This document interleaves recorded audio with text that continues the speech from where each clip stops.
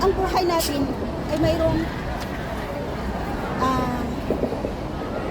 minsan nasa ups and downs, or minsan nasa taas tayo, minsan nasa baba.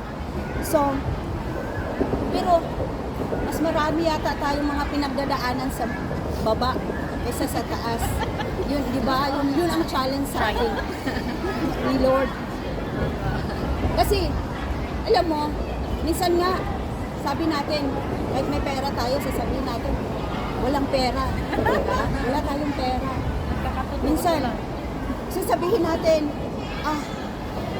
yung masakit ang ulo ko. May sakit ako. O, di ba? May sakit ako. Ayoko na magsimba dahil masama yung pakiramdam ko. Pero, feeling lang yun natin. Kasi ayaw talaga natin magsimba. Diba? Ganun yun. Kaya, sina-challenge tayo. Alam mo, Lord, give us challenge. Hindi dahil sa Kanya yun, kundi dahil din sa atin. Ang challenge na nanggaling ay galing sa atin. So, upang makilala natin ang Panginoon, all challenges are guided by God. Bakit? Sa lahat ng nangyayari sa ating buhay, sa tingin niyo ba papabayaan tayo ni Lord? Sa lahat ng mga challenge na nangyayari, nasa mataas man tayo o sa baba, hindi lang natin nararamdaman na ang Diyos andyan nakatingin sa atin.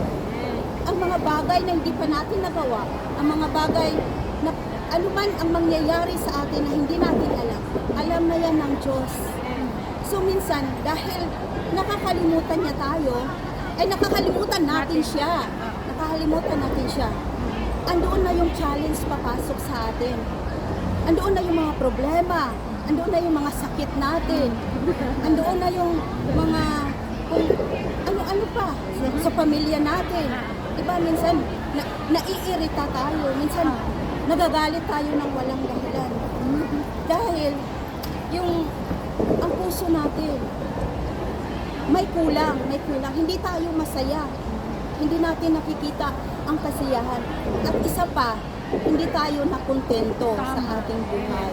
Kaya tayo binibigyan ng Diyos ng challenge. Kasi, kung marunong lang tayo makontento sa ating buhay, alam natin na hindi tayo maghihirap, hindi tayo nalulungkot, hindi tayo nagdurusa, hindi tayo... Pero, ako noon, ganun din. Aminin! Aminin natin, ako rin, nagiging irritable rin ako noon. Pero, alam natin na kapag nakikilala pala natin yung Diyos, yung lahat ng iyan, pag nagkamali ka, sasabihin mo, wala akong pera ngayon. O, sasabihin mo, di pastora, di ba? Wala siyang pera. Pero, that's faith. Amen, amen. Naroon siya, di ba?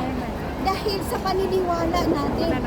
Pag sinabi natin walang pera, ay naku, kukunin talaga ni Lord yan. Kaya sabi natin na lang na may pera tayo. Pero hindi sapat. Hindi sapat. On the way. Oo, kasi once na may pera ka, sasabihin mo wala akong pera ngayon. Ay talagang kukunin niya. Bigyan ka ni Lord ng pagsubok.